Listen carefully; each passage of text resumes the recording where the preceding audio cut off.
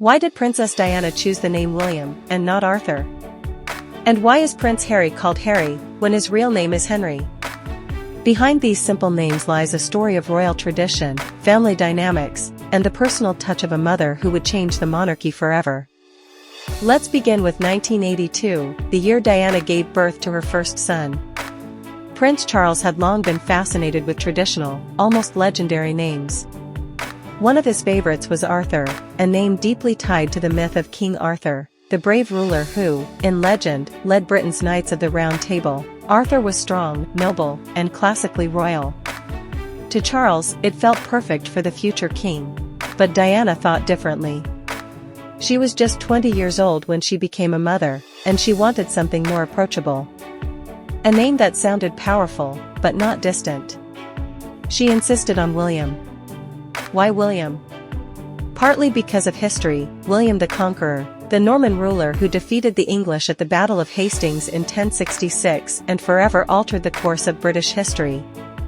William was a name associated with power, victory, and transformation.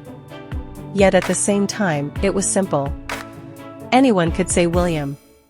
It felt warm, human, accessible. The debate between Charles and Diana was real. Charles preferred Arthur, Diana pushed for William. And in the end, Diana won. On June 21, 1982, the world welcomed Prince William Arthur Philip Louis. Notice something? Arthur is still there, tucked away in his full name, but not as the name the world would use. That was Diana's influence. Now, let's fast forward to 1984. Diana gave birth to her second son. Officially, his name was Henry Charles Albert David. But from the very first moment, the palace announced that he would be known as Harry. Why Harry? This time, there was no debate between Charles and Diana. It wasn't about personal choice, it was about tradition. For centuries in England, the name Henry has almost always been shortened to Harry. Even Shakespeare referred to young King Henry V as Prince Harry in his famous plays. The great King Henry VIII, who broke England away from the Catholic Church, was also sometimes affectionately called Harry in his lifetime. So for Diana's second son, the choice felt almost automatic. Henry became Harry, just as it had been for kings and princes before him. But here's the fascinating part.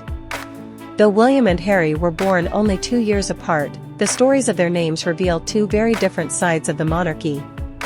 William's name was deeply shaped by his mother, Diana, a young woman who wanted her son to have a name that symbolized strength and history, but also warmth and relatability. Harry's name, on the other hand, reminds us of the weight of royal tradition, a tradition that goes back hundreds of years and cannot be ignored. And perhaps that contrast, personal choice versus ancient tradition, reflects the very lives the two princes would go on to live. William, the heir, shaped carefully by both his mother's warmth and the expectations of the crown. And Harry, the spare, forever tied to history, yet later choosing his own path away from royal life. So the next time you hear the names William and Harry, remember, they are not just names. They are stories, stories of love, power, tradition, and the timeless struggle between duty and individuality within the British royal family.